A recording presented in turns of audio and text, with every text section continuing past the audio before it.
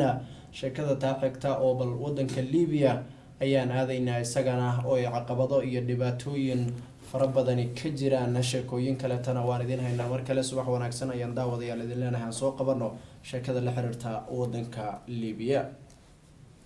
xaaladda Liibiya way ka sii daraysaa halkii caalamku wadayna waxa uu u egyahay in uu fashilmay waxaa la filayay in maalinta Arbacada uu kulan ka dhaco magaalada Geneva ee wadanka Switzerland si xal loogu helo xaaladda cakiran ee wadanka ay colaaduhu halkeeyeen tan iyo markii hogaamiyihii 40 sano maamulayay la dilay 17 Febraayo 2011 Muammar al-Gaddafi waxaana kulankaasi mugdi geliyay in xildhibaanada taabacsan militariga uu Khalifa Haftar horkacayo ay kasoo horjeedsadeen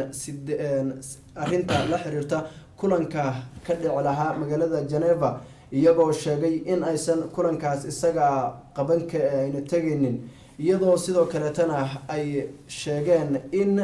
arinta kulanka ay ku tilmaameen mid aan daacad laga ahayn arinta Liibiya beesha caalamka ayaa waxa ay ku dadaalaysaa in ay waan nabadeed dhex dhigto Khalifa Haftar oo ah general military oo ka awood badan dawladda caalamku aqoonsan yahay ee aan awood badan lahayn ee uu hogaamiyo al-Sayyid Faz al-Sarraj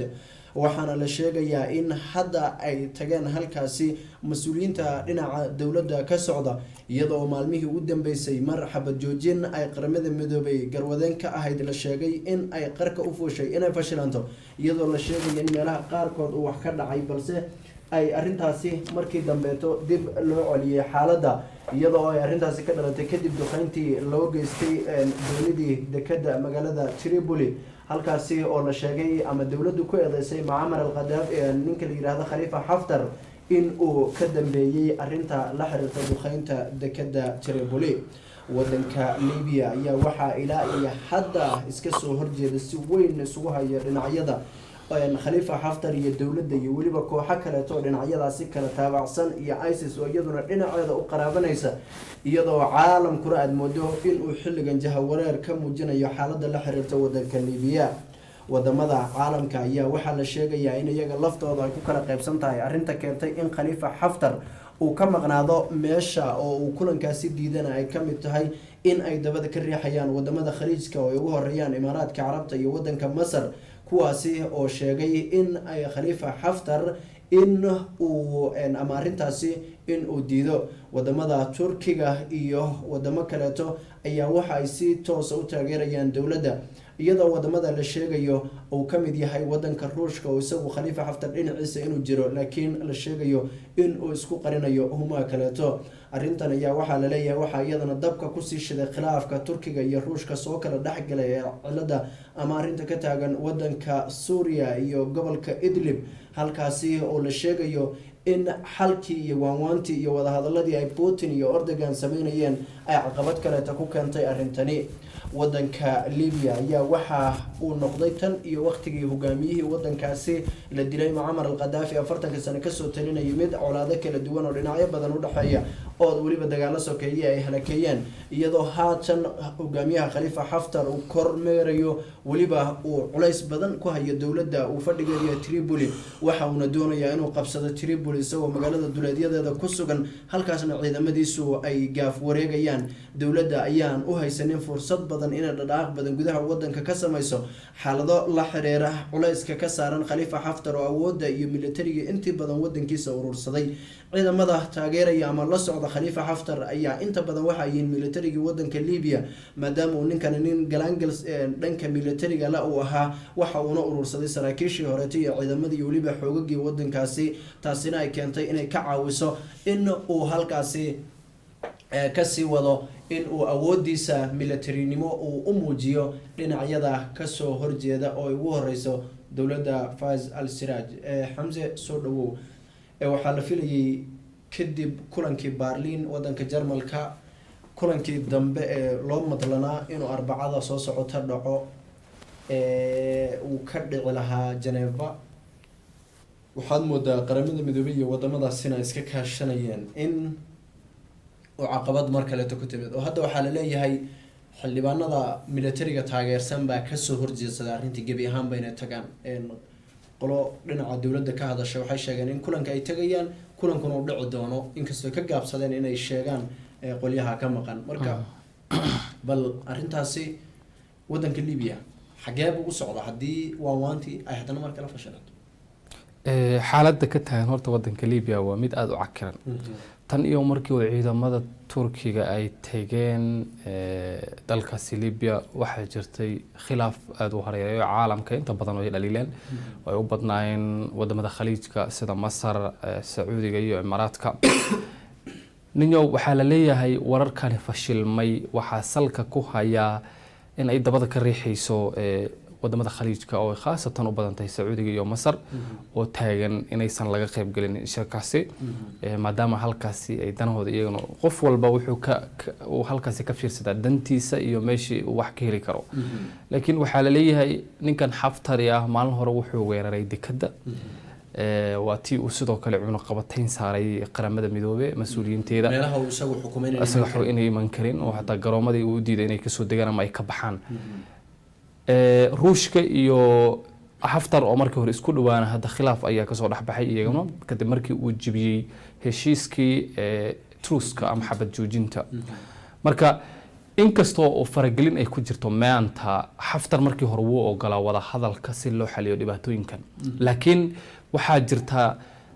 hoos ayaa laga soo dib looga shiri hayaa oo u muuqato in wadamo qaar oo hataa uu Mareykanka uu kamid yahay inuu saameyn ku leeyahay fadhigan shirkani dib loo dhigay oo isagana ka soo hor imaadsan yahay laakiin saameyntu uga ballaaran ayaa waxay salka ku haysaa Masaarida iyo Sacuudiga ayaa arrimahani si dadban u wada waxayna doonayaan in waqti gaar ah iyaga qabsadaan iyagoo ajendagooda wato oo u dhiibanayo si iyagoo ku adeegsanayo Xaftar in halkaasi shirki lagu qabto laakiin dhibaatada iyo carqaladaha hortaagan ee reer Liibiya ayaa ah in ciidan aysan haysan dawladda saad sheegtay hadda oo warkaada ka dhawaysay inay tahay in ninkii Xaftar uu ciidamadii militariga la wareegay sidoo kale asaga wuxuu haystaa advantage ama iraahday wuxuu ka advantage badan yahay ama ka fursad badan yahay xukuumadda sababtoo ah wadamo quwado badan oo Israel ugu horeysa ayaa ninkani taageero buuxda siiya Israel waxaaba hadda la sheegay in sirdoonkeeda ay la shaqeeyaan Xaftar maleeshiyadkiisa oo dawladda ka soo horjeedo hubna waa loo keenaa oo waa laga dharjiyay marka dawladdu horta awood ay dhaqdhaqaaq buuxda ku hagaajiso ay ninkani uga hortagto malahan hadda waxay qatar ay maqarka u saaran tahay in ninkii Xaftar uu Tripoli la wareego sidaas darteed wadamada khaliijka ayaa salka ku haya wada hadaladani uu ninkani mar walba uu ka dhidhinayo waxaa jirta arrinta la xiriirta wadamada khaliijka iyo Masar waxaad moodaa tan iyo markii ay Qatar isu bahaysteen Masar iyo khaliijku in ay weli isbahaysi xoogan yihiin kuna xiran reer galbeedka iyo Mareykanka xaaladda Liibiya wadamada laga doonayay in xalkeeda ay iyagu horseed ka ahaadaan bulshada reer Liibiya ay kala shaqeeyaan bay ahaayeen haddana dhibaatadii bay horinayaan danta iyagu ugu jirta maxay tahay horta haddii ay diyaar u yihiin inay xaliyaan oo si carabnimo u xaliyaan waa iska fudud laakiin amar wali ma helin amarka Mareykanka ayaa bixiya wax lagu xaliyo carabtaana ku sheegi ilaa uu Mareykanka u yiraahdo permission aad u leeyihiin ama ruqsad baad u leeyihiin inaad arintaasi ka dhax gashaan laakiin Mareykanka danihiisa isagoo meesha ka fiirsanayo wadamada Carabeed markii la burburinayo waxa loo soo maraa wadamada Carabeed ee uga saameynta badan khaasatan Sacuudiga iyo Imaaraadka oo dad aad isugu dhow ah marka horta ayaga awooddaas oo maanta ku xaliyaan ma jirto oo reer Liibiya isku keenaan oo ay dhahaan caraba isla nahay Xaftar rootigaada nus ka gooso dawladana nuskeeda ka goosatay dawlad coalition ah oo isku wada leeyahay hala dhisto laakiin nin amar qof kale ka sugayo oo saameyntiina ay halkaasi ku sii jirto reer Carabta hadii ay wax xalinayso Yemen ayay burburiyeen ilaa hadda xal loo laayahay dhibaatooyin fara badan ka geysteen Sacuudiga iyo Imaaraadka kulli ayaga horta amarka ilaa Mareykanka soo baxa awood ay wax ku xaliyaan ma qabaan waxaa kale isweydiin mudan si gaar ah wadanka Liibiya oo kaleeto waxa ay daris yihiin Afrikana wada yihiin wadamada Carabta ee Afrika ku wada yaalana yihiin Liibiya Masar dhibaatadii ku dhacdayna ka badbaaday Tunisia iyaduna dhinac kale ka kulaalaysa wadamadaasi ma isleedahay waxaa ka fiicnayd in maanta khaliijka oo imaaraad iyo sacuudigu ay dhinacaa dambe kaga yimaadaan wadanka Libya waxaa ka haboonayd inay iskaashadaan Sacad Qays oo Tunisia iyo Sisi oo bal Afrikaanimo haddii waan nabadeed oo carbeed oo walaaltinimo muslimnimo la waayay bal mid Afrikaan aan hawsha kusoo dabaalo oo cidii naga kaalmeyn karta arrintan naga kaalmeysay labadanada horta isku daynay bal arrintan loo kaadiyo soo ma wanaagsan basla Sisi gacanta wuxuu ku jira Mareykanka iyo Israel Sisi nin horta macna weyn ku fadhiyo ma ahan nin maanta laga rajaynayo ma aha in uu